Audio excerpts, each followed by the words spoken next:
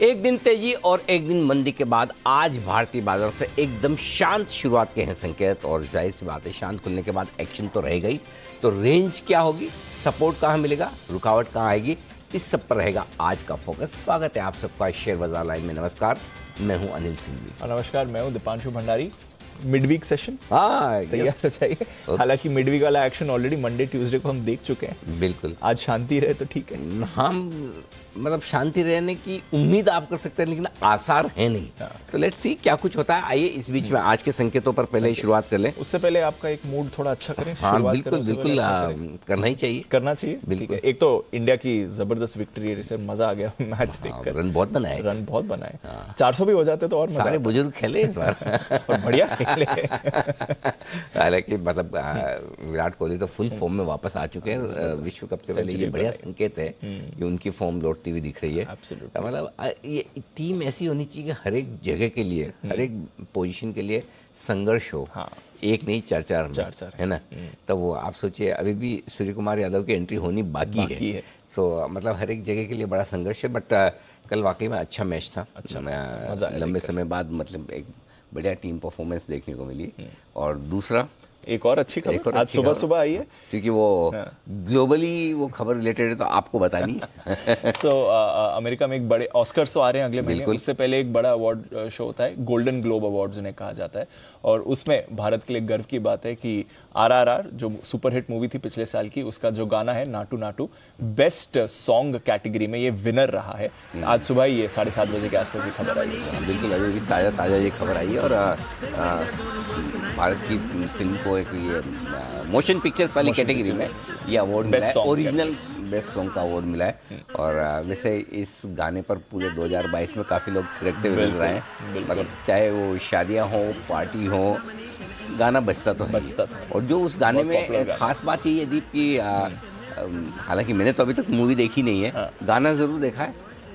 दोनों की, जूनियर एनटीआर और रामचरण दोनों की जो एनर्जी है, ओह जबरदस्त है, कमाल की एनर्जी। मतलब कभी कभी तो मुझे लगता है कि वाकई में इन्होंने डांस ओरिजिनली ऐसा किया है, फास्ट फॉरवर्ड करके किया है। इतना अच्छा करा है, इतनी एनर्जी के साथ दिख रहा है। आई डोंट नो, आजकल टेक्निक्स इतनी हो गई तो पता नहीं चलता। बट जो भी है, मतलब अगर आप एक बार देखना शुरू करेंगे तो खत्म हुए बगैर आप बंद नहीं करेंगे, पूरा देखेंगे। ये इस गाने की बड़ी खासियत है। सो आई थिंक, और कानों को सुनने में मधुर है, देखने में वाह क्या बात है। तो आई थिंक एक अच्छी बात हिंदुस्तान की फिल्म इंडस्ट्री के लिए।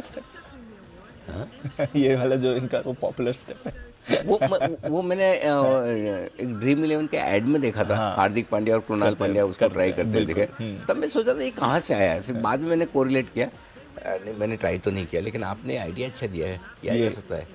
शादियों का सीजन जोर पर, और संगीत के कार्यक्रम आजकल जो हर शादी में सबसे बड़ा प्रोग्राम संगीत हो गया है। बिल्कुल, और ये सबसे फेवरेट है। तो चलिए, आरआरआर की पूरी टीम को बहुत बहुत बधाई। हिंदुस्तान की फिल्में इसी तरह से पूरी दुनिया में अपना नाम रोशन करें। ऑस्कर्स में नजर है, ये भी नॉमिनेटेड है ऑस्कर में, ये भी नॉमिनेटेड है, कश्मीर फाइल्स भी नॉमिनेटेड है। तो देखते हैं, काफ़ी अच्छी फिल्म हैं जो हमारे यहाँ से गई हैं, तो आना चाहिए, मज़ा आएगा। ठीक है सर, तो चलिए दो अच्छी खबरों से हम दिन की शुरुआत कर रहे हैं। इसके साथ एक चीज़ और कहना चाहता हूँ दीप जी, जैसे हमारी फिल्में, हमारी इंडस्ट्री, हिंदुस्तान की फिल्म इंडस्ट्री ये एस्पायर करती है कि ऑस्कर्स हमें मिलने चाहिए। अब वक्त आ गया कि हमारे यहाँ जो हम अवार्ड्स देते हैं ना, हमें भी विदेशी कैटेगरी का रखना चाहिए और उनसे नॉमिनेशन लाना चाहिए। क्योंकि हमारी इंडस्ट्री किसी से छोटी नहीं है। बिल्कुल, अरे सबसे बड़ी है। हाँ, अब अगर हमारे रिटेल इन्वेस्टर्स एफआईएस का मुकाबला कर सकते हैं, अपनी ताकत दिखा सकते हैं, तो हमारी फिल्म इंडस्ट्री का भी समय आ गया है जो अपनी ताकत दिखाए। आओ भाइयों, हम अवार्ड तुम्हें देंगे, तुम भी अपनी फिल्में हमें भेजो। बिल्कुल, सोच तो शुरू करें। आज से सोचना शुरू करेंगे तो 2-5 साल में ऐसा होगा कि दुनिया भर की फिल्में भी हमारे यहाँ के अवार्ड में चलो यहाँ एंट्री भेजते हैं। करेक्ट सर, ऐसे ही होगा काम, ऐसे ही होगा। बिल्कुल बिल्कुल, होना ही चाहिए। तो चलिए, अच्छी खबर है, अच्छे मूड से हम कर रहे हैं दिन की शुरुआत। बताएं सर, फिर अगर आज के लिए बाजार का सेटअप समझें, ग्लोबल थोड़ा रिबाउंड के बीच हमारे लिए आज इंपॉर्टेंट ट्रिगर्स क्या रहेंगे? आज के ट्रिगर्स में दीप, एक तो अमेरिका, जहाँ मजबूती अच्छी दिखी है, उम्मीद से थोड़ी सी बेहतर। दोनों ही डाउ और नैस्डैक सुस्ती के साथ शुरुआत करते हुए दिखे, उसके बाद रफ्तार पकड़ी है। एसजीएक्स निफ्टी और डाउ फ्यूचर हल्की सी मजबूती के साथ ट्रेड करें, थोड़ा थोड़ा ऊपर। डिफेंस कंपनियों के लिए अच्छी खबर है, 4,000 करोड़ के ऑर्डर्स सरकार ने निकाले हैं। ये कुछ सैन्य उपकरण भारतीय कंपनियों से खरीदे जाएंगे। ऑफर फॉर सेल के लिए सेबी ने नए नियम जारी किए हैं और जी बिजनेस की एक और एक्सक्लूसिव खबर पर भी मुहर लगी और वो ये कि इंडियन कॉर्पोरेट बॉन्ड्स के लिए भी अब डेरिवेटिव्स उपलब्ध होंगे। इस पर भी काम शुरू हो चुका है, इस पर भी गाइडलाइंस आ चुकी है। तो ये सारे ट्रिगर्स हैं जिन पर आज आपको रखनी है नजर। बिल्कुल, तो कुछ इंपॉर्टेंट ट्रिगर्स हैं। स्टॉक स्पेसिफिक एक्शन डिफेंस में आपको जरूर आते हुए दिख सकता है और हमारी कुछ खबरों पर भी मुहर लगी है। एसजेएक्स निफ्टी भी थोड़ा मूवमेंट के मूड में आ रहा है सर, पर एक बार जरा ग्लोबल पिक्चर की बात करते हैं। लगातार तीसरे दिन नैस्डैक में अच्छी मूव आई है। इस साल 2.5% मूव कर चुका है, आउट परफॉर्म कर रहा है डाउ को इस समय। ब्रॉडर मार्केट उनकी पार्टिसिपेट कर रही है। कल तो डाउ में भी थोड़ा पॉजिटिव एक्शन दिखा। कुछ ऐसा खास दिखा बाजार में अमेरिकी जो मूव आई, क्योंकि डेज हाई पर बंद हुए हैं कल? नहीं, अच्छी बात यही है कि आप डे हाई पर बंद हुए। अमेरिकी बाजार आप देखिए क्लियर कट डायरेक्शन है नहीं जी, और साथ ही खबरों के साथ तालमेल नहीं है। कल फेड चेयरमैन साहब का एक भाषण था एक पब्लिक इवेंट में और उस भाषण में उन्होंने फिर से कोई अच्छी बात नहीं की। कुछ नहीं की। उन्होंने कहा कि भाई अगर महंगाई को काबू में लाने के लिए कुछ ऐसे कदम हमें उठाने पड़े जो अलोकप्रिय हो, यानी कि आम जनता को, अमेरिका के लोगों को, दुनिया भर को पसंद ना आए तो ना आए, हमें फर्क नहीं पड़ता, हमें तो ऐसा करना पड़ेगा। ये उन्होंने साफ बोला और उसके बाद बॉन्ड यील्ड थोड़े से बढ़कर आए। अमेरिका के 3.6% के आसपास वहाँ के बॉन्ड यील्ड्स पहुंचे। कुछ अच्छी चीज़ें कहीं कि जो कुछ भी अब प्राइस स्टेबिलिटी आ रही है, यानी कि जो कीमतें बढ़ रही थी कई सारे प्रोडक्ट्स की, अब वो रुकना शुरू हुई है, थमना शुरू हुई है, वो एक अच्छा संकेत है। लेकिन मतलब ऐसा कुछ नहीं जिससे कि आप बड़े खुश हो जाएं कि वाह जेरेमी पावेल साहब क्या कहा है आपने, और आइए हम डाउ को डे हाई पर बंद करते हैं जी। लेकिन आजकल मार्केट ऐसा ही है खराब बोलेंगे अच्छा हो जाएगा, अच्छा बोलेंगे गिर जाएगा। सो अमेरिकी बाजार क्लियर कट डायरेक्शन की तलाश में, और कल जो हमने कहा उसमें और आज में कोई खास फर्क है नहीं। ऐसा नहीं कि दिन के ऊपरी स्तरों पर बंद हो तो सब कुछ अच्छा है, दिन के निचले स्तरों पर बंद हो तो सब कुछ खराब। सो बेसिकली समस्याएं वही हैं अमेरिका की, महंगाई, ब्याज दरें, रेसेशन का खतरा, और अच्छी बातें यही हैं कि मार्केट का नहीं गिरना, समय समय पर खबरों के विपरीत बढ़ जाना, ये ट्रेंड है, रहेगा जब तक इसमें कोई खास बदलाव ना हो। मुझे नहीं लगता कि अभी अमेरिकी बाजार कोई बहुत बड़ी दिशा देने के मूड में है। हाँ, दिशा मिलनी है तो कल देर रात, कल देर रात और परसों सुबह हमें, करेक्ट, कल आने वाले हैं महंगाई के आंकड़े जी। और वो आंकड़े बहुत इंपॉर्टेंट हो गए। पिछली बार महंगाई आई थी 7%। इस बार अमेरिका की महंगाई कितनी गिरकर आती है? दो चीजें। पहली चीज तो ये मान के चलो कि गिरकर आना पक्का है। अब कितनी गिर सकती है? 40 बेसिस पॉइंट से 60 बेसिस पॉइंट के बीच में अलग अलग अंदाजे लगाए जा रहे हैं। 0.4 से 0.6%। करेक्ट 7.1 था, वहां से 6.5 करेक्ट। तो लगभग 60 बेसिस पॉइंट के आसपास का अंदाजा। और इस 60 बेसिस पॉइंट की उम्मीद छोटी नहीं है, बहुत ज्यादा है सर। एक ही महीने में इतने महंगाई घटे, बड़ी उम्मीद है जी। अब बड़ी उम्मीद पे खरा उतरना है ना।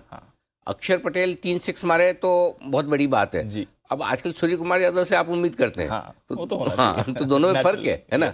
सो यहाँ पर प्रॉब्लम ये कि इस बार जब आप इस बार जब आप महंगाई के आंकड़ों में जा रहे हैं तो पहले ही अच्छी खासी उम्मीद लेकर जा रहे हैं जी। अब उस उम्मीद पर महंगाई के आंकड़े खरे उतरते हैं नहीं, 6.5% के आसपास। अब 6.5% ऑलरेडी आप 60 बेसिस पॉइंट अच्छा मान रहे हो, इससे ज्यादा अच्छे कितना हो सकता है, कितना गिर सकता हो? और ज्यादा अच्छे होने की गुंजाइश कम है। ये आप सोचते कि 20-30 बेसिस पॉइंट घट सकती है और ½ घट जाए तो मजा आ जाए, बहुत फर्क है। तो अब आप जब ऑलरेडी ज्यादा उम्मीद के साथ जा रहे हो तो मुझे पता नहीं कि अमेरिकी बाजार कैसा रिएक्शन करेंगे। तो आज तो ठीक है, कल आएंगे अमेरिका में, तो आज और कल का सेशन तो हमारे यहाँ असर जो आएगा परसों आएगा और अमेरिका में आ जाएगा कल रात को। और कल ही आपको याद दिला दूं, मिड वीक सेशन के बाद जब डीप करते हैं तो अगले दिन वीकली एक्सपायरी होती है। तो कल हमें ज्यादा सावधानी रखनी है क्योंकि कल हमें ना कल के ट्रेडिंग सेशन में अमेरिकी बाजारों के महंगाई के आंकड़ों को पचाने की कोशिश करेंगे। हो सकता है वो प्रोसेस थोड़ी आज से शुरू हो जाए, सेकंड हाफ से, लेकिन कल तो होगी। तो कल आपको ज्यादा सावधानी रखनी वीकली एक्सपायरी के साथ जो ये आंकड़े आएंगे, ताकि शुक्रवार सुबह सुबह जब आप संकेत देखेंगे तो मामला बड़ा हो सकता है। और जो दीप कभी कई दिनों से हम रेंज में फंसे पड़े हैं, अब कुछ तो चाहिए, किसकी वजह से बाहर निकले। फेड की मीटिंग के मिनट से नहीं निकले, क्योंकि मिनट से क्यों नहीं निकले, क्योंकि भाई मिनट्स में तो वही लिखा जो पहले फेड चेयरमैन बोल के गए, तो नया ज्यादा कुछ नहीं आया। लेकिन महंगाई के आंकड़े तो नए हैं, ये वो ट्रिगर है जो अमेरिकी बाजारों को डायरेक्ट सो हम शुक्रवार की सुबह का इंतजार करेंगे कि बाजार अगला बड़ा मूव किस तरह दिखाते हैं, 17,700 17,800 के नीचे या 18,200 18,300 के ऊपर, और उसमें भी नहीं हुआ तो फिर धन्य हो, फिर टाइम पास करो, टाइम पास करते रहो, बजट तक हो जाए तो बढ़िया, कम से कम एक आइडिया लगे। और एक्चुअली आप मुझे पूछे तो मैं ये सोचता हूँ कि अगर उसके पहले थोड़ा नीचे हो जाए तो बढ़िया है। हाँ। अब आप बोलेंगे यार आप तो हमेशा पॉजिटिव रहते हो, कभी मंदी की बात नहीं करते, अच्छा भी नहीं लगता। इसका एक कारण है जी, 15 दिन बाद हमारा बजट है। यस, हमारे पास दो ही ऑप्शन है, एक बजट के पहले सीना तान के जाएं, बढ़िया बजट आएगा, सब कुछ बढ़िया, first class, everything is fine, चलो तेजी करते हैं। और दूसरा है कि भाई कुछ भी हो सकता है, बजट है और इकोनॉमी मजबूत है, सरकार को पैसे तो हमेशा ही चाहिए। इससे बढ़िया समय क्या मिलेगा टैक्स लगाने का, बढ़ाओ, कैपिटल मार्केट में बढ़ाना वहाँ बढ़ाओ, कहीं और बढ़ाना वहाँ बढ़ाओ, है ना। यस, हो सकता है। तो दोनों तरह की थॉट प्रोसेस है। अगर आप पहले से उम्मीदें कम लेकर जाएं और ठंडे रहें तो आपके लिए आराम से बजट के बाद बढ़ने की गुंजाइश ज़्यादा है। और अगर आप पहले से ज़्यादा सोच विचार करके जाएं, ये सब अच्छा हो जाएगा और मजबूत जाए तो चलो अच्छा आ गया, तब भी आपके पास बढ़ने की जगह कम है और आपको फिर आगे लंबा समय निकालना है। राइट, बजट तो एक ही दिन का है ना। एग्जैक्टली। तो इसलिए बजट के पहले जितने हल्के बाजार होंगे उतना अच्छा, जितनी कम तेजी के साथ जाएंगे उतनी आगे तेजी बनेगी भी और बनी भी रहेगी। तो इसलिए बजट के पहले थोड़ा ठंडा रहेंगे तो बढ़िया। और पूरे गांव में हल्ला मचा हुआ है, शॉर्ट टर्म कैपिटल गेन कुछ ना कुछ आएगा, कुछ ना कुछ आएगा। इस बार थोड़ा बढ़ सकता है, ये हो सकता है, भगवान जाने। हर बार हल्ला मचता है। आजकल तो मुझे क्या लगता है कि बाजार के जितने बड़े बड़े लोग हैं ना, उन्होंने एक स्ट्रेटेजी बना ली है जी कि पहले सबको डराओ, फिर no bad news is good news. अरे कुछ नहीं आया, थैंक यू, टच नहीं किया। अब ये पता नहीं ये शुरुआत दिल्ली से हो रही है, मार्केट के लोगों से हो रही है, या मुंबई से दिल्ली जा रहा है कि दिल्ली से मुंबई आ रहा है, ये आइडिया पता नहीं। लेकिन बजट के पहले इतना डरा दो कि फिर लगे कि कुछ नहीं किया, इसका मतलब थैंक यू, बहुत बढ़िया, अच्छा बजट, नो बैड न्यूज। हाँ, तो अगर टैक्स को टच नहीं है, हाँ कर सकते थे, ये कर सकते थे, वो कर सकते, कुछ नहीं किया माफ कीजिएगा, तो बढ़िया है। लेट्स सी क्या होता है। ठीक है, तो चलिए, बट उम्मीद और आशंका के बीच अगले 15 दिन निकालने हैं। ठीक है, तो चलिए, अगले 15 दिन का आउटलुक दे दिया, अगले 2 ट्रेडिंग सेशंस का आउटलुक दे दिया, बट कल क्या हुआ ये भी जरा एक बार समझाएं सर, क्योंकि एक दिन हम इतनी अच्छी तेजी देखते हैं 200-250 पॉइंट निफ्टी पर, कल ऑलमोस्ट पूरा गिव अप करके एंड में हल्की रिकवरी आई, इंपॉर्टेंट लेवल्स होल्ड कर लिए 17,942,000, बट एक्शन कल काफी कमजोर रहा और ग्लोबल मार्केट्स को हमने कल सिग्निफिकेंटली अंडर परफॉर्म किया। जितना हमने परसों तेजी बनाई थी, ऑलमोस्ट सारी तो नहीं, 240 पॉइंट की तेजी सोमवार की थी, तो कल 187 घटे, तो उतना तो ज्यादा नहीं, लेकिन मतलब मेंटली तो उतना गिर गए, है ना, पॉइंट वाइज वाली कम गिरे हो। करेक्ट। अब इसमें आप क्या पढ़ लोगे, क्या अंदाजा लगा लोगे। एक दिन पहले सोमवार की सुबह आपकी एफआईज इंडेक्स लॉन्ग पोजीशन 41% थी, करेक्ट, राइट, 41% पे आप कल जब आप सुबह ट्रेड पे आए तो 7% बढ़ गई थी, क्योंकि सोमवार को जो एफआईज ने शॉर्ट कवरिंग की 47, आज फिर से 41%, करेक्ट। इसका मतलब क्या है? इसका मतलब एफआईज भी क्लियर है ही नहीं बाजार में करना क्या है, राइट।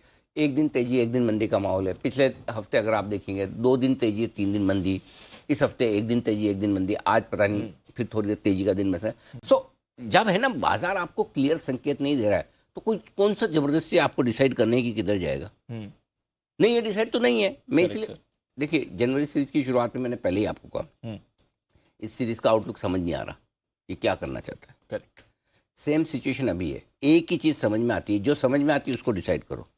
समझ में 2 चीज आ रही, पहली चीज रेंज पता है, 17,700 17,800 स्ट्रॉन्ग सपोर्ट जोन है, 18,200 18,300 ऊपर रुकावट की जगह, 18,200 18,300 की रेंज को पार करके टिकेगा, बढ़िया भरपूर तेजी करेंगे, नई तेजी करेंगे, भरपूर करें न करें नई तेजी वहाँ करेंगे, ठीक है। 17,700 17,800 की रेंज को तोड़ के नीचे जाएगा तो फ्रेश मंदी करेंगे। जब तक इस रेंज में एक दिन आपको लगेगा रेंज तोड़ने की तैयारी में, अरे वापस घूम गया, जब ऊपर लगेगा अरे ऊपर पार होने की तैयारी में नीचे आ गया, तो ये ऐसे ही चलेगा। जब तक ऐसा चले तब तक आपको शांति से बैठना है। जिस दिन डायरेक्शन क्लियर मिल जाए उस दिन ले लें। अब वो डायरेक्शन फेड के अमेरिका के महंगाई के आंकड़ों के बाद हो सकता है शुक्रवार को मिले, किसी भी तरफ, किस तरफ मिलेगा पता है, तो उस तब तक इंतजार कर लो जब तक क्लैरिटी। और इसलिए दीप कल भी हम 3:30 बजे आपको कह रहे थे कि भाई ओवरनाइट पोजीशन इतनी रखो मत। और दूसरी चीज, एक तो ये रेंज, और दूसरी चीज है कि बाजार बजाय इसके कि बाजार का डायरेक्शन आप प्रेडिक्ट करें, कभी कभी ये कोशिश नहीं करनी चाहिए जी। इसके बजाय ये करें कि मुझे किस लेवल पर ट्रेड इनिशिएट करना है और मेरी रिस्क लेने की ताकत कितनी है। मेरा सौदा उल्टा जाएगा तो मुझे कितना साइज में लेना है और कहाँ स्टॉप लॉस रखना है, और क्या मैं ट्रेंड के विपरीत कॉन्ट्रा ट्रेड लेने की ताकत रखता हूँ। इसका जवाब यदि हाँ है तो आपको उतरना है, नहीं तो ऐसे आराम से बैठ के देखिए, एंजॉय कीजिए। हाँ, मतलब नहीं है, पैसा बचाना भी अपने आप में कमाई है, बड़ी चीज है सर। हाँ, जरूरी नहीं कि हर रोज कमाना ही है। जिस दिन आपने बचाया उस दिन भी आप अपने आप को बहादुर समझिए, करेक्ट, मैंने अच्छा काम किया है। सो आई थिंक कभी कभी मार्केट ऐसे होते हैं जहाँ आप, अब कौन बोल सकता था रात को कल दोपहर में 3:30 बजे ये इतना ऊपर बंद होगा। ये सब चलेगा दीप।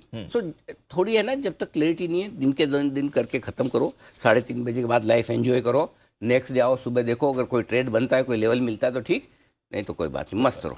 अंडरस्टूड, ठीक है। लेवल्स और क्या, ठीक है, ओके। तो इंपॉर्टेंट लेवल्स इस पर है नजर। कुछ स्टॉक्स की भी बात करेंगे सर। आज एक खास स्टॉक ऑफ द डे भी आ रहा है आपके? हाँ बिल्कुल, स्टॉक ऑफ द डे भी है। आजकल तो लगभग वैसे हर रोज में एक दो स्टॉक डिस्कस कर ही देता हूँ, तो आज भी एक स्टॉक हम डिस्कस करेंगे थोड़ा। ठीक है, तो चलिए थोड़ी देर में वो भी डिस्कस करेंगे। आइए उससे पहले एक बार आज की स्ट्रैटेजी और आज का सेटअप समझ लेते हैं। बताएं सर, आज के संकेत क्या कह रहे हैं? ग्लोबल संकेत पॉजिटिव साइड पर रखे हैं हमने, एफआईएस के संकेत है नेगेटिव, घरेलू फंड्स के संकेत है पॉजिटिव, वायदा कारोबार के संकेत न्यूट्रल से हल्के पॉजिटिव है। हल्के पॉजिटिव बैंक निफ्टी पर है, फुटबॉल रेशियो उनका ओवरसोल्ड है। सेंटिमेंट न्यूट्रल, ट्रेंड पॉजिटिव अभी भी बना हुआ है। 17,775 17,850 स्ट्रॉन्ग सपोर्ट जोन है, इसके नीचे वैसे जाना नहीं चाहिए, लेकिन चूंकि मेरी आदत पड़ी हुई 2 रेंज देने की, 2 सपोर्ट जोन देने की, तो इसके ठीक नीचे 17,650 17,725 से नई रेंज दिखेगी और देखकर तनाव में ना आए, अरे ये आपने नीचे के लेवल दे दिए, संभावना कम है कि आप पहली सपोर्ट रेंज को तोड़ेंगे। ऊपर 17,975 18,025 इस रेंज में खुलकर आप टाइम पास करेंगे, देखेंगे कि आगे बढ़ना है या नहीं। अगर मूड बना तो 18,050 18,125 तक की तैयारी निफ्टी की हो सकती है। रेंज छोटी दी है, हो सकता है मैं ऊपर की तरफ भी रेंज के मामले में गलत हो जाऊं कि 18,125 150 को पार भी कर ले कोई बात नहीं, कर ले, लेकिन आज के लिए अभी यही लेवल नजर आते हैं। बैंक निफ्टी 41,675 41,825 150 पॉइंट की ये रेंज है, पहले और मजबूत सपोर्ट का काम करेगी। इसके नीचे जाने के चांस कम है, अगर गए तो 41,425 41,575 अगले 150 पॉइंट ये हैं जो आपके लिए मजबूत सपोर्ट का काम करेंगे, जहां पर आपको शॉर्ट कवरिंग और फ्रेश खरीदारी करने का एक मौका ढूंढना चाहिए। ऊपर कितना जा सकते हैं आप, खुलकर एक बार 42,275 42,475 की रेंज में जाने की कोशिश करेंगे, वहां पर रुकेंगे, पार करना मुश्किल होगा। अगर गलती से किया तो 42,575 42,700 वो रेंज है जहां पर आपको प्रॉफिट बुकिंग, बिकवाली, शॉर्ट सब कुछ बनते हुए दिख सकते हैं, अनलेस कि डाउ फ्यूचर से आपके 200-250 पॉइंट भाग जाए, राइट, तब तो अलग बात है, बट अदरवाइज ये रेंज आपके लिए बनेगी। अब आइए सपोर्ट लेवल निफ्टी के, बंद हुए आप 17,915 पर, 17,900 17,850 दो छोटे लेवल है, 17,825 17,802 मीडियम लेवल है, 17,775 17,725 फाइनल सपोर्ट लेवल के तौर पर। ऊपर 17,975 18,000 और 18,025, ये 50 पॉइंट की रेंज में 3 लेवल है, तीनों ही छोटे माने जाएंगे। 18,065 से 18,100 मीडियम सपोर्ट रुकावट के लेवल है, 18,125 18,150 फाइनल लेवल ऊपर तक के लिए, ये आपके लिए। बैंक निफ्टी दे दूं जी सर, 42,025 के आसपास आप बंद हुए, 41,950 और 41,825 ये 2 सपोर्ट लेवल है आपके लिए छोटे वाले। 41,775 और 675 2 मीडियम लेवल है, 41,575 और 41,425 बड़े सपोर्ट लेवल के तौर पर। आजकल है ना बैंक निफ्टी की 2-3 दिनों की जो रेंज है उसको देखते हुए मैंने थोड़ी रेंज बढ़ा दी है, लेवल बढ़ा दिए ताकि ठीक रहे। ऊपर की तरफ 42,175 42,300 दो छोटे लेवल हैं, 42,400 42,500 दो मीडियम लेवल है, 42,575 675 और 825 तक की फाइनल ऊपर की रेंज। ठीक है।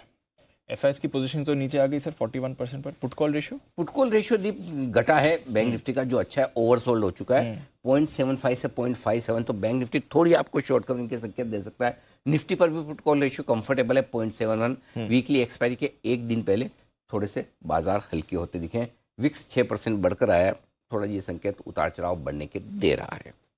अब आइए स्टॉप लॉस। एक ही स्टॉप लॉस रखेंगे इंट्राडे और क्लोजिंग बेसिस पे 17,750 का। 775 होता है, 25 पॉइंट नीचे का मैंने दे दिया है ताकि आप थोड़ा कंफर्टेबल रहें। लेकिन अगर आपको कोई छोटा स्टॉप लॉस लगाना है तो आप अपना बदल सकते हैं। कुछ लोग 17,850 का भी लगा सकते हैं चाहे तो इंट्राडे बेसिस पे। मेरे ख्याल से 17,750 ज़्यादा सेफ होगा। बैंक निफ्टी 41,800 कल के लोज के नीचे। वैसे कल बैंक निफ्टी ने 42,200 के नीचे क्लोजिंग देकर आपको क्लोजिंग बेसिस पे स्टॉप लॉस ट्रिगर करने के संकेत दे दिए हैं। अब जो नया स्टॉप लॉस बनेगा वो 41,800 का बनेगा। किसी को दूर का स्टॉप लॉस लगाना तो 41,500 का लगाए, जो थोड़ा 500 पॉइंट दूर है। छोटा लगाना है 41,800 का आपका स्टॉप लॉस इंट्राडे और क्लोजिंग दोनों ही होगा। शॉर्ट साइड 18,150, जिनको बड़ा लगाना है 18,250 लगाएं। मेरे ख्याल से 18,150 भी अपने आप में छोटा नहीं है, 200 पॉइंट ऊपर का है, ये आपका स्टॉप लॉस होना चाहिए। और बैंक निफ्टी पर आपका स्टॉप लॉस इंट्राडे में 42,300 का होगा, क्लोजिंग बेसिस पे 42,725 का होगा। अगर आपको छोटा स्टॉप लॉस करना है तो आप अपनी सुविधा के अनुसार कर सकते हैं। और ये आजकल मैं ज़्यादा लिबर्टी स्टॉप लॉस बदलने की इसलिए दे रहा हूँ कि रेंज बाउंड मार्केट है, रेंज के बीच में वोलेटाइल काफ़ी ज़्यादा है। किसने रेंज के ऊपरी सिरे पर या निचले सिरे पर पोजीशन बनाई या बीचों बीच में बनाई, उसके बेसिस पे अपने रिस्क डिसाइड करके आपको स्टॉप लॉस लगाना है। इसलिए आपको बार बार स्टॉप लॉस के साथ छेड़छाड़ की छूट है, नहीं तो मैं साफ मना भी कर देता हूँ। अच्छा। लेकिन मार्केट के मूड और लेवल्स और रेंज को देखते हुए आपको अपने हिसाब से थोड़ा सा कस्टमाइज करना है स्टॉप लॉस, कस्टमाइज करना है, क्योंकि हर एक के लिए सेम नहीं हो सकता। करेक्ट सर, ठीक है। नई पोजीशन 17,775, 17,850 एग्रेसिव ट्रेडर्स के लिए यहाँ पर खरीदारी का मौका बनेगा। अगर इस रेंज में आए बाजार आज दिन के दौरान तो ज़रूर एंट्री कीजिए। 17,700 का स्ट्रिक्ट स्टॉप लॉस लगा लीजिए, क्योंकि इसके नीचे आपके लिए थोड़ा रिस्क खुलती हुई दिखेगी। तो ये आपका स्टॉप लॉस है। टारगेट 17,900, 925 दो छोटे टारगेट है। 975, 18,000, 18,025 तीन मीडियम टारगेट है। 18,065, 18,100 thank you very much final target है निफ्टी के लिए। जो लोग बेचना चाहते हैं 18,050 से मूड बनाना शुरू करें, वहाँ पर देखें किस तरह का माहौल है। और जितना आप 18,100, 150 की रेंज में बेच पाएँ बढ़िया है। तो 18,100, 125 तो परफेक्ट जगह है शॉर्ट इनिशिएट करने के लिए। अगर मूड माहौल देखकर 18,050 भी ठीक लगे तो वहाँ पर भी आप कर सकते हैं। स्टॉप लॉस 18,200 का बनेगा आपका। टारगेट जो होंगे दीप वो 18,000, 17,975 दो छोटे टारगेट हैं। 17,925, 17,900 दो मीडियम टारगेट। 17,850, 825 और 17,800 तक के फाइनल टारगेट के लिए आपको बिकवाली भी करनी, दोनों कीजिए, कोई दिक्कत नहीं। बिकवाली भी ऊपर में करिए, कोई टेंशन वाली बात नहीं है। ठीक है सर।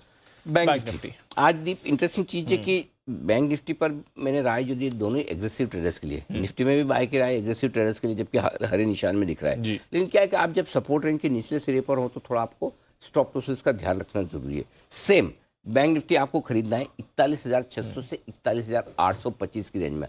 825 कल का लो है, 575, 600 और ये वो आपका क्लोजिंग बेसिस पे लो अभी जो हम गिरे हैं। तो 575, 675 और 825 तीन जगह इस रेंज में आपको तीन टुकड़ों में लेना है। इसलिए मैंने 600 और 825 दे दिया। और नीचे का स्टॉप लॉस आपको थोड़ा दूर का दे रहा हूँ, वो 41,400 का है। इस रेंज में एक चांस जरूर लीजिए। 41,600, 41,500 के आसपास खरीदेंगे तो ज़्यादा सेफ रहेंगे। टारगेट जो बनेगा 41,950 और 42,025 दो छोटे टारगेट है। 42,175 और 42,300 दो मीडियम टारगेट है। 42,400, 500 और 575 तक के फाइनल टारगेट के लिए आपको करनी खरीदारी। इस रेंज में एक चांस जरूर लेना चाहिए बैंक निफ्टी में, क्योंकि बैंक निफ्टी में दीप क्या है कि 26 दिसंबर का लो है इंट्राडे वाला 41,570, क्लोजिंग लो है 23 दिसंबर का 41,670। तो 570, 670 ये दो लेवल ऐसे हैं जिनके आसपास आपको यानी 600, 700 और 825 कल का लो, ये परफेक्ट जगह खरीदारी करने के लिए एक बार तो लेना चाहिए। एक बार तो लेना चाहिए। हाँ, अब स्टॉप लॉस कभी तो ट्रिगर होगा। पहली बार में तो जनरली नहीं होता जी। तो पहली बार वापस आ रहा है वहां पर वो सपोर्ट लेगा। अब आइए बेचने की बात करें। 42,300 से आप मूड बना सकते हैं, लेकिन वो माहौल देखकर कि क्या वहीं बेचें या थोड़ा। मेरे को अगर आप पूछोगे सबसे बढ़िया जगह क्या है बेचने की, 42,600, 42,600 बेस्ट जगह है। तो आप 42,300, 400 से मूड बनाइए। 42,600, 700 दोनों लेवल पे बेचिए। 750 का स्ट्रिक्ट स्टॉप लॉस होगा, इसके पार निकले तो काट लीजिए। 42,750 टारगेट जो बनेंगे 42,300, 200 दो छोटे टारगेट हैं। 42,125 और 42,025 दो मीडियम टारगेट है। 41,950, 850 और 41,675 फाइनल टारगेट, जिसके लिए आपको करनी है बिकवाली। Got it sir. सारे लेवल्स हैं, ध्यान रखिएगा। निफ्टी में अग्रेसिव ट्रेडर्स के लिए बाय कॉल है और बैंक निफ्टी में तो अग्रेसिव ट्रेडर्स के लिए ही बाय और सेल पोजीशन है। तो थोड़ा आज लेवल्स को ध्यान से देखकर ही आप ट्रेड करें। बैन लिस्ट कोई बदलाव नहीं है sir, GNFC, India bulls housing दोनों बैन में बने हुए हैं। अच्छा, थोड़ा फंड्स के डेटा पर आए सर, एफआईएस की तरफ से कल तो भारी बिकवाली हुई है। बड़ा बेचा है, 2100 करोड़ की कैश में बिकवाली है जी। 850 करोड़ की स्टॉक फ्यूचर से, यानी कि आप देखो ना कितना 3000 करोड़ के स्टॉक बेच दिए जी। 2500 करोड़ इंडेक्स फ्यूचर्स भी कल बेचे हैं। तो कंबाइंड अगर आप आंकड़ा देखें सर, तो आई थिंक पिछले कुछ दिनों का सबसे ज़्यादा आता है, करीब 5,500 करोड़ का या 5-5,500 करोड़ का जो आंकड़ा आ रहा है, काफ़ी बड़ा आ रहा है सर। बड़ा है। और इस महीने में कैश मार्केट में अभी तक कितने दिन हो गए? 13 दिन हो गए। नहीं, इस 11, लास्ट, आज तो 11 तारीख है। एसेंशियली लास्ट 13 दिन से एफआईएस बेच रहे हैं और 10,000 करोड़ बेच चुके हाँ कैश में इस महीने। तो मतलब अच्छा बेच रहे हैं दबाकर। तो थोड़ा एफआईएस की सेलिंग इसलिए ये उठ नहीं पा रहा। अब कई लोग आजकल बोल रहे हैं कि हम ग्लोबल मार्केट्स को अंडर परफॉर्म कर रहे हैं। बात तो सही कर रहे हैं। क्यों कर रहे हैं? ऐसा नहीं कि हमारे को और कोई खराबी, सप्लाई है। और उस सप्लाई के सामने अभी क्या हो रहा है दीप, की रिटेल बहुत एग्रेसिवली लेने के मूड में नहीं है जी। मतलब है ना, सामने आपके बजट भी है।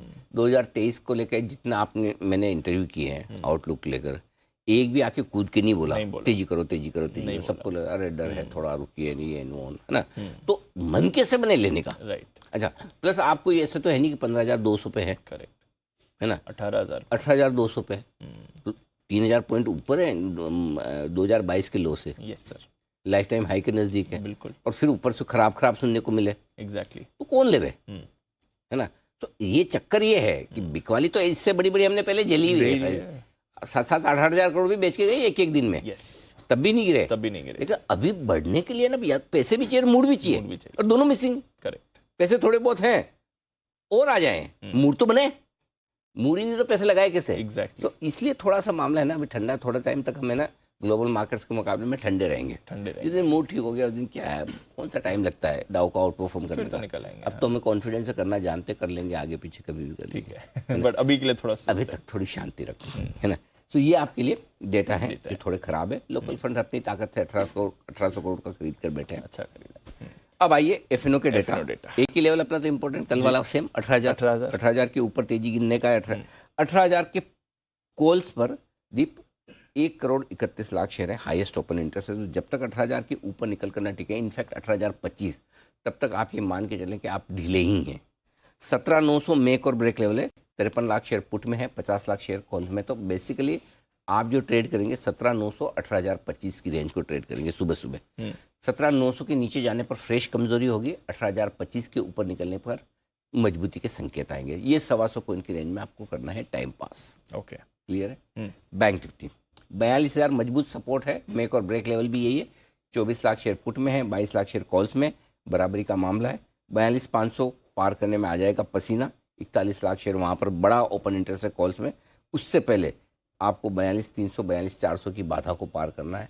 तो 42,300 42,500 ये दो लेवल ऊपर की तरफ इंपॉर्टेंट है, और 42,000 मेक और ब्रेक लेवल। ओके, तो ये है आपके लिए इंपॉर्टेंट लेवल्स। 18,000 42,000 दोनों पर रखनी है आपको नजर।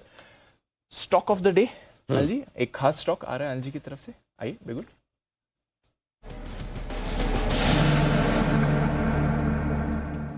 बताएं सर। भारतीय एयरटेल, ये स्टॉक थोड़ा कमजोर रह सकता है, तो कमजोरी की तरफ यहाँ पर संकेत है। और इसकी दो वजह मैं आपको बताना चाहता हूँ जी।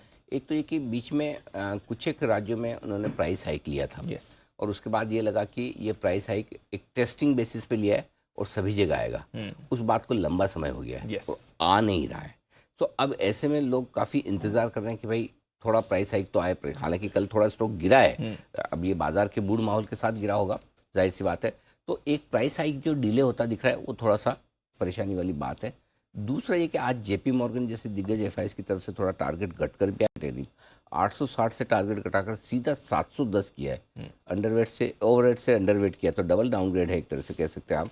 सो आई थिंक एक उसका असर है। और पिछले 2-3 दिनों में कुछ इंटरेस्टिंग रिपोर्ट आई है। कल आप देखिए जेफरीज ने भी 5 रुपये घटाए, 855 से 850 का टारगेट किया था। मॉर्गन की रिपोर्ट 10 तारीख को आई थी। जेफरीज तो आज ही है, मॉर्गन की रिपोर्ट भी है, वो 825 के टारगेट, जहाँ पर स्टॉक ऑलरेडी उसके नीचे है। खाली एक सीएलएसए को छोड़ दे जिन्होंने 1040 का टारगेट दिया था, जिसकी वजह से थोड़ा भारतीय 2 दिन पहले एक्शन में आया था सोमवार को। बाजार का मूड भी अच्छा था। Otherwise Jefferies, JP Morgan, Morgan Stanley, ये बड़े एफआई थोड़े से मुझे लग रहा है कि कोशिश होने जी। तो इन दोनों ट्रिगर्स को लगता है भारतीय एयरटेल थोड़ा दबाव में रह सकता है। अगर बाजार के मूड माहौल के साथ ऊपर खुले तो आपको थोड़ा निकलने की कोशिश करनी चाहिए। एक अच्छा बढ़िया लेवल मिले जो हम तकनीकी तौर पर बताएंगे भी, वहाँ पर आप थोड़ी शॉर्ट पोजीशन बना सकते हैं। सो आई थिंक थोड़ा दबाव में भारतीय एयरटेल रह सकता है, तो यहाँ पर बिकवाली करने की राय बनेगी। लेकिन अच्छे लेवल से इनिशिएट करें, क्योंकि कल के सेशन में बाजार के मूड के साथ ऑलरेडी 3% नीचे हो चुका है, इसलिए अगर ऊपर मौका मिले तो जरूर शॉर्ट इनिशिएट करनी चाहिए। ठीक है, लेवल्स आप फिर लेवल्स हम गेस्ट आ जाएंगे उनसे लेंगे। ठीक है सर, चलिए। तो एक डायरेक्शनल व्यू आ रहा है एलजी की तरफ से, भारतीय एयरटेल पर रखिए नज़र, और यहाँ पर आपको और वीकनेस बनती हुई दिख सकती है। आइए फिर और जो खबरें हैं स्टॉक्स फोकस में रहेंगे उनके बारे में जानते हैं। हमारी रिसर्च टीम है तैयार, वरुण, नुपुर, अरमान और साथ ही कुशल हमारे साथ जुड़ रहे हैं। मॉर्निंग वरुण, बताएं ट्रिगर्स, खबरें क्या कह रही हैं आज की? मॉर्निंग दीप, तो ट्रिगर्स में कैश के नतीजे भी हैं, हमने टीसीएस के देखे थे, लेकिन आज 5 पैसा कैपिटल के नतीजे आने वाले हैं, तो वहाँ पे आपकी नज़र होगी। इसके अलावा ऑटो एक्सपो 2023 जो है वो आज से शुरू हो चुका है, 18 जनवरी तक रहेगा, और 3 साल बाद अब ऑटो एक्सपो हो रहा है, तो यहाँ पे सभी की नज़र होगी। 10:30 बजे कैबिनेट की बैठक है, वहाँ पे नज़र होगी। IEX बायबैक जो है वो आज से खुलने वाला है, हालांकि ओपन मार्केट का है, प्राइस जो है 200 रुपये प्रति शेयर की है। एक्स डेट है वेल्सपन एंटरप्राइजेस की, स्पेशल डिविडेंड है 7.5 रुपये का, और जेएमसी प्रोजेक्ट जो अमेलगमेशन होना था कल्पतरु पावर के साथ, उसकी आज एक्स डेट है, तो यहाँ पे आपको एडजस्टमेंट देखने मिलेगा। Q3 का अपडेट आया है अडानी विल्मर का। Q3 में सभी सेगमेंट्स में मजबूत वॉल्यूम ग्रोथ देखने मिली है। खाद्य तेल वॉल्यूम ग्रोथ जो है वो हाई सिंगल डिजिट पे रही है, स्टैंड अलोन वॉल्यूम ग्रोथ जो है वो हाई सिंगल डिजिट पे रही है। इंडस्ट्री एसेंशियल्स की जो वॉल्यूम ग्रोथ है 40% से अधिक रही है। फूड FMCG की वॉल्यूम ग्रोथ जो है हाई 20s में रही है, और हाई टीन्स में स्टैंड अलोन वॉल्यूम ग्रोथ रही है। तो कहीं ना कहीं अडानी विल्मर और साथ ही साथ पतंजलि पे भी नज़र रखेगा, क्योंकि इसका इंपैक्ट वहाँ भी देखने मिलता है। डिफेंस स्टॉक्स यहाँ पे नज़र रखना है, क्योंकि खबर यह है कि 4,246 करोड़ के जो सैन्य उपकरण है उसको खरीद की मंजूरी मिल चुकी है। DAC यानी कि डिफेंस एक्विजिशन काउंसिल ने 3 प्रस्तावों को मंजूरी दी है, जिसमें सेना और नौसेना के लिए हथियार जो है वो खरीदे जाएंगे। ओके, तो डिफेंस स्टॉक्स के लिए बड़ी खबर है, इन सभी पर रखेंगे नज़र। कुछ इंपॉर्टेंट ट्रिगर्स भी हैं। नुपुर, मॉर्निंग, बताएं आपके पास कौन सी खबरें हैं?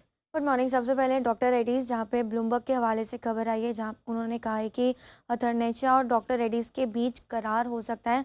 भारत में नेवरिको की कमर्शलाइजेशन के लिए करार किया जाएगा, और ये जो मेडिसिन है ये माइग्रेन ट्रीटमेंट के लिए यूज़ में आती है।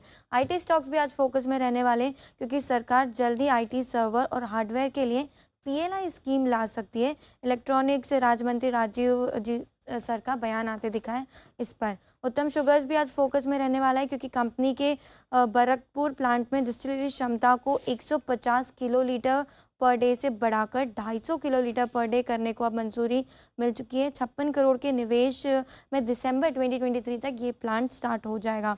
BSE भी आज फोकस में रहेगा, क्योंकि जी बिजनेस की खबर पर मुहर लगी, जहाँ पर सेबी ने कॉर्पोरेट बॉन्ड इंडेक्स के डेरिवेटिव को मंजूरी दी है। AA+ और ऊपर रेटिंग वाले कॉर्पोरेट बॉन्ड्स के लिए डेरिवेटिव्स हैं अभी, लेकिन सेबी से पहले मंजूरी लेनी होगी, उसके बाद ही इंडेक्स को लॉन्च किया जाएगा। कर्नेक्स माइक्रो सिस्टम्स भी आज फोकस में रहेगा, क्योंकि कंपनी ने प्रमोटर और नॉन प्रमोटर को करीबन 10.5 लाख शेयर्स 266 के भाव पर अलॉट किए हैं, और 6 लाख वारंट्स भी इसी भाव पर प्रमोटर और नॉन प्रमोटर ग्रुप को अलॉट किए गए हैं।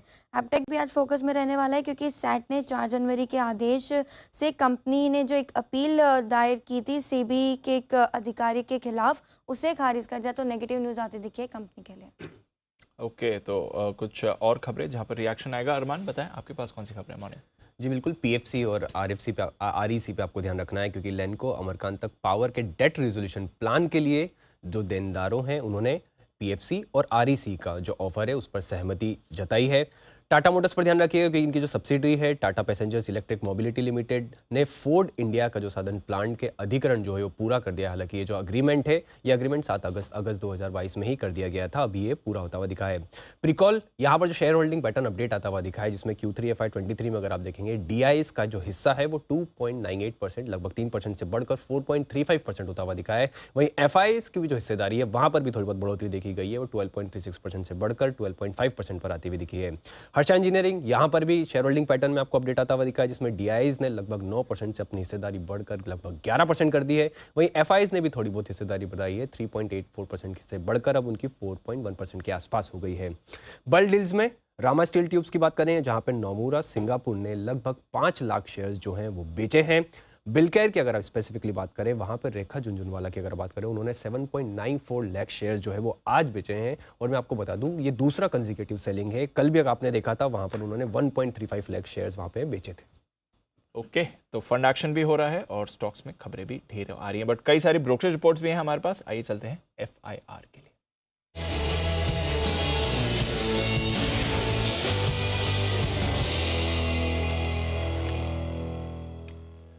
मॉर्निंग कुशल, आज फार्मा पर ढेरों रिपोर्ट्स हैं, तो पहले इनके बारे में बताइए।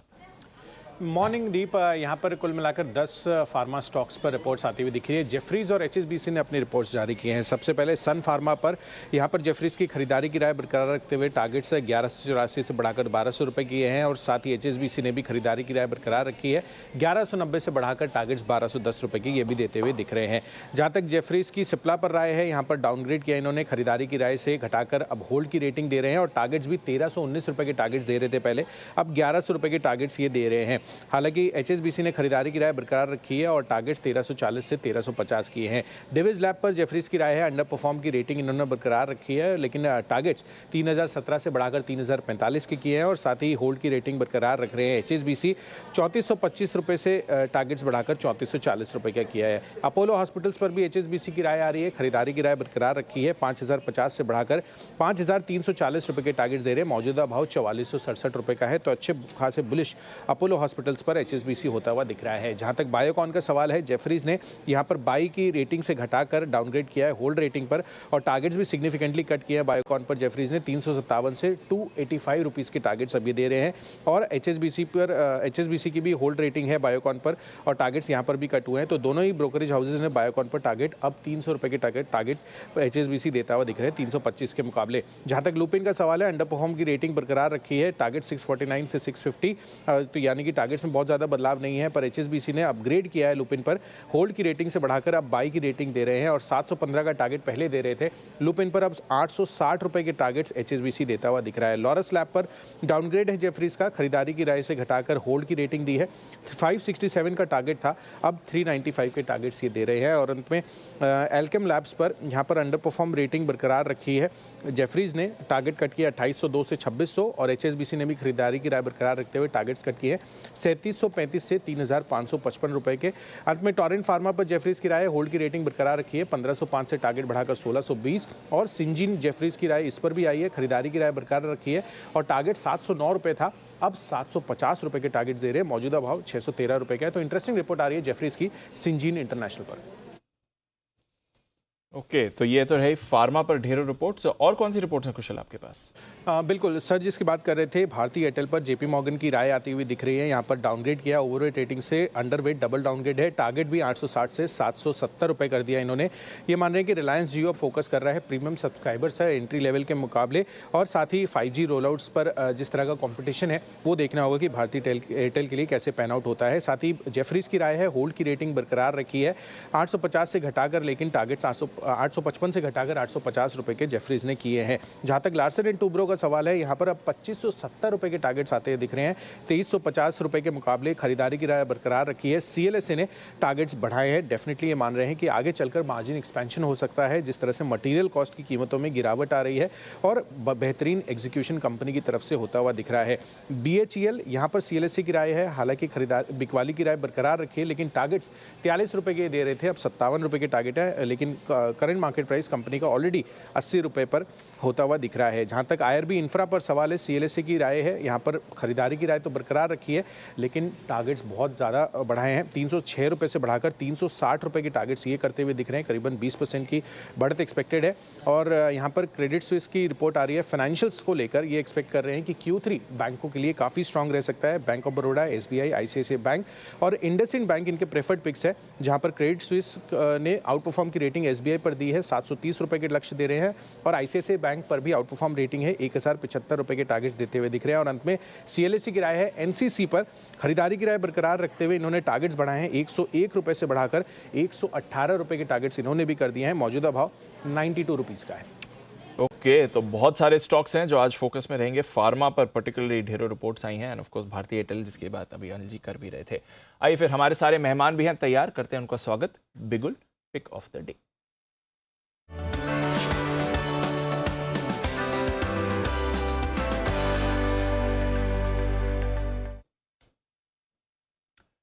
Bansal ji, Kunal ji, Mudit ji, Sumit ji and of course Amrish sir, बहुत बहुत स्वागत है आप सभी का। बंसल जी, आपसे करते हैं शुरुआत। गुड मॉर्निंग सर, बताएं पिक ऑफ द डे आपकी। Good morning Deepanshu, good morning Anil ji. मेरा Deepanshu pick of the day है फार्मा स्पेस से ग्रेन्यूल्स। काफ़ी अच्छा लग रहा है, नीचे में एक अच्छा बेस बना हुआ है 319 321 के अराउंड। तो 321 321 के स्टॉप लॉस के साथ ग्रेन्यूल्स है मेरा pick of the day. Target रहेंगे 340 से लेकर 345 का जोन। फार्मा आज थोड़ा फोकस में भी आ सकता है, ग्रेन्यूल्स पर रखनी है आपको नजर। Kunal ji, good morning sir, आपकी pick of the day. Good morning Deepanshu, जैसे बाजार में कोई बड़ा सुधार नहीं है, वैसे गले में भी कोई खास सुधार नहीं है, तो मेरी खरीदारी की राय है पावर ग्रिड में। स्टॉप लॉस है 208 रुपए का, टारगेट पहला 216, दूसरा 220। ओके, आशा करते हैं कि बाजार भी आज सुधरे और कुणाल जी की आवाज़ भी वापस आए, बट नजर रखिए पावर ग्रिड मोमेंटम में आ रही है स्पेस, यहाँ पर कुणाल जी को भरोसा है। मुदित जी, मॉर्निंग सर, आपकी pick of the day. Good morning Deep, good morning Anil ji. देखिए, पिक ऑफ द डे में हमने चुना है अशोक लीलैंड। अशोक लीलैंड को लॉन्ग करके चलेंगे। मार्केट की खराब परफॉर्मेंस में भी ये स्टॉक में आउट परफॉर्मेंस देखने को मिल रहा है और लगातार ये काउंटर तेजी दिखा रहा है। आज के सेशन में 156 तक के अपसाइड मूव देखने को मिल सकते हैं। खरीदारी करके चलेंगे, स्टॉप लॉस रहेगा 149 का। 156 का टारगेट, 149 का स्टॉप लॉस, खरीदारी अशोक लेलैंड। आज ऑटो स्टॉक्स वैसे भी फोकस में रहेंगे, ऑटो एक्सपो शुरू हो गया है। सुमित जी, आपकी पिक ऑफ द डे बताएं sir. Good morning. Good morning Deepanshu, good morning Deepanshu. Pick of the day के तौर पे जो स्टॉक अभी मेरे रडार पे आया है वो है पॉलीकैब।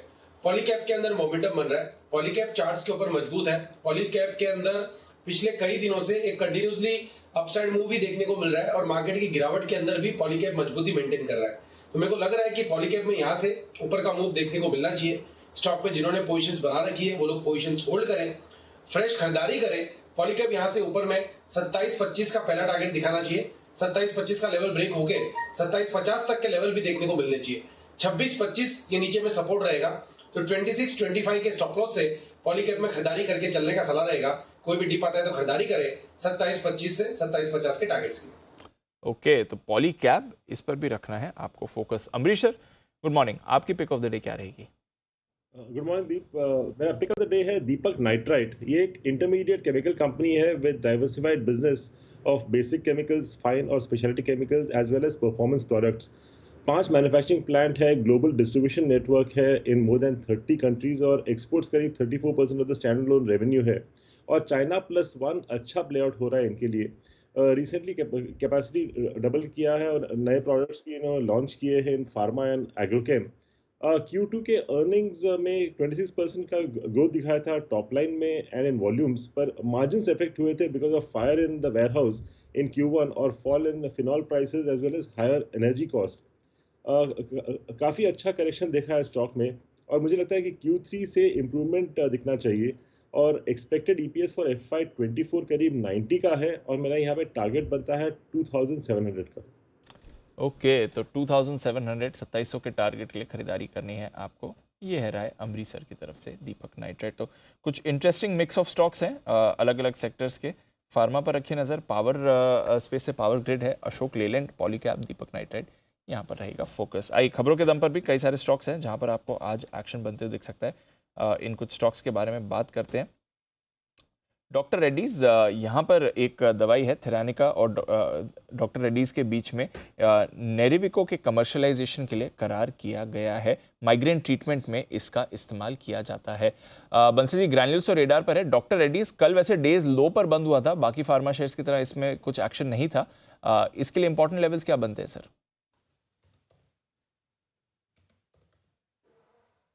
डॉक्टर रेड्डीज में देखें तो यहाँ पे इंपॉर्टेंट लेवल तो इमीडिएटली 4275 4288 का अराउंड की क्लोजिंग है।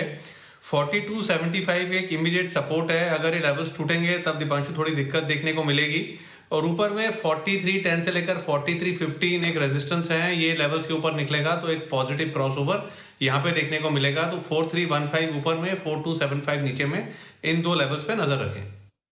तो 4315 ज़्यादा दूर नहीं है, एक रेजिस्टेंस का लेवल आता है। अगर इसके ऊपर के आपको मूव दिखे तो फिर खरीदारी आ सकती है। इस काउंटर में रखेंगे नज़र। डॉक्टर रेड्डीज जो करार किया है उन्होंने एक दवा के लिए। उत्तम शुगर, सुमित जी एक बार इसका चार्ट देखें, छोटा स्टॉक है बट इन्होंने क्षमता बढ़ाने की डिसीजन लिया है और करीब 56 करोड़ के निवेश के साथ क्षमता बढ़ाई जाएगी। करीब 1000 किलोलीटर से ये क्षमता बनाने की तैयारी कर रहे हैं। जरा राय दें सर इसके चार्ट पर। चार्ट्स मजबूत है, स्टॉक के अंदर मोमेंटम तेजी के साइड का है। एक अच्छा खासा चैनल का ब्रेकआउट जो पिछले कई महीनों से एक स्टॉक में साइडवेज मूव देखने को मिल रहा था, उसका ब्रेकआउट देखने को मिल रहा है। 300 के ऊपर एक दो दिन अगर और टिक जाता है तो उत्तम शुगर के अंदर एक बढ़िया मूव ऊपर की तरफ देखने को मिलेगा। और ऊपर में जो टारगेट देखने को मिल सकते हैं 330 रुपए से लेके 340 रुपए तक के लेवल उत्तम शुगर में ऊपर की तरफ देखने को मिल सकते हैं। जिन्होंने पोजीशंस बनाई है वो लोग होल्ड करें, कोई भी डिप आता है तो खरीदारी करें। नीचे में 290 के आसपास का स्टॉप लॉस बनेगा, ऊपर में 330 340 तक के लेवल आने वाले दिनों में उत्तम शुगर में देखने को मिल सकता है। करेक्शन मेरी तरफ से 100 किलोलीटर से क्षमता बढ़ा है, ना कि 1000। 150 KLPD से बढ़ाकर ये 250 KLPD ये क्षमता कर रहे हैं। साल के अंत तक ही ये न्यू कैपेसिटी ऑन स्ट्रीम आ जाएगी इनके लिए। PFC इस पर भी रखनी है नज़र। PFC REC वैसे ये दोनों काउंटर्स रेडार पर रहे हैं क्योंकि पावर सेक्टर में एक अच्छी मूव आ रही है। PFC इसके चार्ट पर मुद्दे जी एक बार जरा अपनी राय दें। PFC में लगातार तेजी बनी हुई है और अभी ये तेजी और देखने को मिल सकती है। कल के सेशन में जरूर सेल ऑफ देखने को मिला है बट ओवरऑल स्ट्रक्चर अभी भी पॉजिटिव है। यहाँ पर पोजीशन है 148 के स्टॉप लॉस से पोजीशन में बिल्कुल बने रहना चाहिए। हमें लगता है मार्केट में जैसी सेटलमेंट होगा, जैसी मार्केट सेट होगा, एक बार फिर इसमें अपसाइड मूव देखने को मिलेगा। 172 तक के अपसाइड मूव PFC में नजर आते हैं। 10% तक का भी अपसाइड मूव यहाँ से देखने को मिल सकता है। तो 148 के SL से पोजीशन को होल्ड कीजिए। एक बार जैसे ही 158 के ऊपर ये काउंटर निकलेगा, अग्रेसिव होकर बाय करेंगे 170 172 के टारगेट्स के लिए। ओके, तो ये है आपके लिए सारे के सारे लेवल्स PFC के लिए। PFC REC के लिए जो खबर है वो इम्पोर्टेंट है कि ये एसेट्स खरीदना चाहती है लेंको की, जो कुछ भी NCLT के जरिए हो रहा है। प्रीकोल, सुमित जी जरा इसके चार्ट देखिए, राय दीजिए। यहाँ पर तीसरी तिमाही में घरेलू फंड और FIs दोनों ने इस कंपनी में बढ़ाई है हिस्सेदारी। कल जो अपडेट आया है शेयर होल्डिंग का, लोकल फंड्स की हिस्सेदारी लगभग 3% से 4.25% के ऊपर पहुंची है। FIs की हिस्सेदारी 12.25% के आसपास थी, 12.5% के आसपास पहुंची, यानी कि थोड़ी थोड़ी बड़ी है। बताएं जरा चार्ट पे क्या है आपकी राय। अनिल जी, स्टॉक धीरे धीरे करके कंटिन्यूसली एक तेजी के ट्रेंड में ही चल रहा है और एक छोटे मोटे करेक्शन के बाद इसमें वापस से ऊपर का मूव ही देखने को मिलता है। प्रीकॉल में पिछले कुछ दिनों में करेक्शन आया, करेक्शन के बाद ये साइडवेज मूव में चला और अब ये यहाँ से वापस से ऊपर का मूव ही दिखाएगा ऐसा लगता है। स्टॉक के अंदर अगर कोई भी डिप आता है 5-7 रुपए का 185 के लेवल्स तक, तो लोअर लेवल पे खरीदारी करना है। एग्जिस्टिंग पोजीशंस होल्ड रख के चलना है। नीचे में 175 180 ये इसका पोजिशनल तौर पे इसका सपोर्ट बनेगा और स्टॉप लॉस रहेगा। ऊपर के अंदर 200 का लेवल टूटने के बाद स्टॉक में 250 रुपए तक के लेवल आने वाले कुछ हफ्तों में प्रीकॉल में देखने को मिल सकते हैं। पोजीशंस होल्ड करें, डिप में खरीदारी करें। 200 का पहला टारगेट, 250 का दूसरा टारगेट, 200 250 तक के टारगेट्स बन सकते हैं। डिप में करें खरीदारी। आइए, वागले साहब हमारे साथ हैं इस वक्त तैयार। सर स्वागत है आपका, सुप्रभात। बताएं sir pick of the day. Anil ji good morning. Morning sir. Good morning. मेरा पिक ऑफ द डे है मदरसन सुमी। कल एक अच्छा वाला ब्रेकआउट इसमें आया है। मुझे लगता है ये अगले 2 से 3 दिन में एक अच्छी खासी 7 से 8% की ट्रेडिंग दे सकता है। 79 के आसपास का बंद है। 77 का आपका स्टॉप लॉस होना चाहिए। 84 टू 86 के बीच में ये स्टॉक अगले 3 से 4 सेशन में जाना चाहिए। मदरसन संवर्धन या मदरसन सुमी, ये जो भी आप जिस नाम से इसे जाने पहचाने और बुलाना चाहें, वायदा कारोबार का ये शेयर, यहाँ पर खरीदारी करने की राय वागले साहब की तरफ से आपके लिए आती हुई दिख रही है। कल ही इसने कुछ अच्छे मजबूती के संकेत भी दिए हैं। अमरीश सर, आपसे राय लेना चाहता हूँ। खबरें ये आ रही कि IT हार्डवेयर के लिए सरकार एक PLI स्कीम ला सकती है, ये खबरें आ रही। इलेक्ट्रॉनिक्स राज्य मंत्री जो राजीव चंद्रशेखर साहब है, उनका बयान आया कि IT के सर्वर और हार्डवेयर बनाने के लिए स्कीम आ सकती है। कोई स्टॉक्स, कोई कंपनियां ये रहेगी आपके रडार पर और क्या असर दिखेगा, जरा बताएं sir. Good morning Anil ji. As of now मेरे रेडार पे कोई कंपनीज नहीं है IT हार्डवेयर में, पर इस न्यूज़ के बाद तो श्योरली ढूंढना पड़ेगा और ठीक से देखना पड़ेगा, अंडरस्टैंड करना पड़ेगा मुझे। TVS इलेक्ट्रॉनिक्स से ये स्टॉक शायद इन्हीं खबरों के दम पर काफ़ी तेज़ दौड़ लगाता हुआ नजर आया। अब वाकई में इसको फ़ायदा होगा नहीं होगा ये PLI स्कीम का, ये अभी तक कंपनी ने बताया नहीं है, लेकिन स्टॉक में एक्शन पिछले कुछ दिनों में रहा ज़रूर है। तो जरा मोदी जी को चार्ट्स देखने की जहमत करनी है। बताएं मोदी जी, अगर कोई खरीदना चाहे तो लेवल क्या बढ़िया है एंट्री करने के लिए? सर स्टॉक में मूवमेंट बहुत आया है। 290 से लेकर स्टॉक में 410 तक के अपसाइड मूव 2 दिन में ही देखने को मिले थे और अभी कंसोलिडेशन होता हुआ नजर आया है। देखिए एक बड़े अप मूव के बाद जो कंसोलिडेशन होता है उसे हेल्दी साइन मानते हैं चार्ट्स पर। तो ओवरऑल यही कहूंगा यहाँ पर अगर कोई खरीदना चाहता है बिल्कुल खरीद के चलिए 350 के स्टॉप लॉस के साथ। हमें लगता है स्टॉक में जो टारगेट बनेंगे, पहला टारगेट यहाँ से 410 का ही होगा। 410 निकलता है उसके बाद 460 तक के अपसाइड मूव टीवीएस इलेक्ट्रॉनिक में देखने को मिल सकते हैं। बिल्कुल यहाँ पर खरीदारी करने की सलाह है। स्ट्रिक्ट स्टॉप लॉस के साथ 350 का स्टॉप लॉस रहेगा। ओके, ये है आपके लिए टीवीएस इलेक्ट्रॉनिक्स में निचले स्तर पर करें खरीदारी। चार्ट्स अभी भी मजबूत हैं। आइए बढ़ते आगे। अदानी विलमार, ये है वो स्टॉक्स जिसके तीसरी तिमाही के मजबूत अपडेट आते दिखे। सारे सेगमेंट में अच्छी मजबूती दिखी है। अदानी विलमार और पतंजलि दोनों ही स्टॉक हैं जो खाने पीने के तेल के कारोबार में हैं। अमृतसर से दोनों पर राय ली जाए। सर, कहीं कोई नज़र है आपकी, कुछ पसंद है? अनिल जी, अदानी विलमार तो अभी इस लेवल पे पसंद है and with the palm oil prices coming down ये काफ़ी पॉजिटिव है दोनों रुचि सोया और अदानी विलमार के लिए। और अदानी विलमार में मेरा जो टारगेट बनता है करीब 680 का बनता है। 180 तक के टारगेट आपके लिए अदानी विलमार पर बन सकते हैं। आगे चलते हुए इस पर रखें आप नज़र। आइए, कुछ स्टॉक्स ऐसे हैं जहां पर रिपोर्ट्स दमदार आई है, उन रिपोर्ट्स के दम पर एक्शन बन सकता है, कमजोरी की तरफ भी हो सकता है। इस बीच हाँ, इससे पहले कि मैं सवाल पूछूं, एक बार जल्दी से आपको नई दिल्ली ले चलते हैं। ऑटो एक्सपो आज से शुरू हो रहा है। ये जो गाड़ी आप देख रहे हैं ये मारुति के खजाने से निकलती हुई दिख रही है। ऑटो एक्सपो यहाँ आज शुरुआत होती दिख रही है। पहली कार जो डिस्प्ले पर आती दिख रही है वो मारुति की तरफ से आ रही है। हम थोड़ी देर में आपके लिए ये पूरा का पूरा ऑटो एक्सपो का जायजा भी लेकर आएंगे। माफ़ कीजिएगा, दिल्ली में नहीं, ग्रेटर नोएडा में हो रहा है। ग्रेटर नोएडा में ऑटो एक्सपो की शुरुआत हो चुकी है और आपको नई नई चमचमाती ऐसी बढ़िया बढ़िया गाड़ियाँ देखने को मिलेगी। आप खरीदें ना खरीदें, खरीद पाए ना खरीद पाएँ, देखकर जरूर खुश होंगे। ये बात हमारी पक्की है। पहली electric vehicle concept car Maruti की तरफ से इलेक्ट्रिक VX इस गाड़ी का EVX ये है मारुति की पहली इलेक्ट्रिक व्हीकल कॉन्सेप्ट कार है। 550 किलोमीटर की रेंज दे रही है सर एक चार्ज। वाह, 550 किलोमीटर इज गुड, लॉट। हाँ, काफ़ी अच्छा है। अच्छी रेंज दे रही है ओपनिंग पर, तो काफ़ी एक्साइटमेंट है क्योंकि मारुति की तरफ से आ रहा है। ग्रैंड विटारा जो इनकी पॉपुलर कार है उसी के सिमिलर व्यू में है, बट एक ऑल टुगेदर नए प्लेटफॉर्म पे बनी हुई है ये गाड़ी। और क्योंकि मारुति की तरफ से भी अब इलेक्ट्रिक कार आ रही है तो उसका भी थोड़ा एक्साइटमेंट आप ले सकते हैं। तो चलिए, ऑटो एक्सपो पर हमारी नज़रें बनी रहेगी और थोड़ी देर में हमारी एग्जीक्यूटिव एडिटर स्वाति खंडेलवाल जो इस वक्त ऑटो एक्सपो में हैं और ऑटोमोबाइल सेक्टर को ट्रैक करने के लिए पूरे देश दुनिया में जानी पहचानी जाती है, तो उनसे भी हम मुलाकात करेंगे। उनसे जानेंगे कि क्या कुछ हो रहा है इस ऑटो एक्सपो में, नया क्या होने वाला है, किस तरह के लॉन्चेस होंगे। लेकिन आज जो मुझे पता चला है 16 से ज़्यादा नई गाड़ियाँ सामने रखी जाएगी। 18 गाड़ियाँ 18 गाड़ियाँ 3 साल बाद हो रहा है ना सर, कोविड के टाइम से तो। हाँ, करेक्ट।